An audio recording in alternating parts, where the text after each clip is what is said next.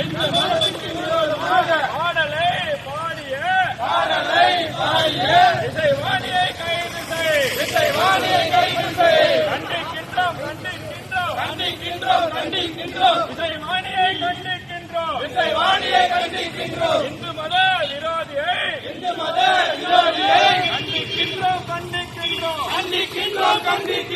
கைது செய். இசைவாணியை கைது செய். கிறிஸ்துவ மதத்தை சேர்ந்த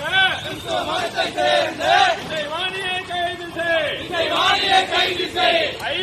இந்து மத விரோதியே இசைவாணியை கைது செய். ஐயப்பா சுவாமிகளை மனதை புண்படுத்திய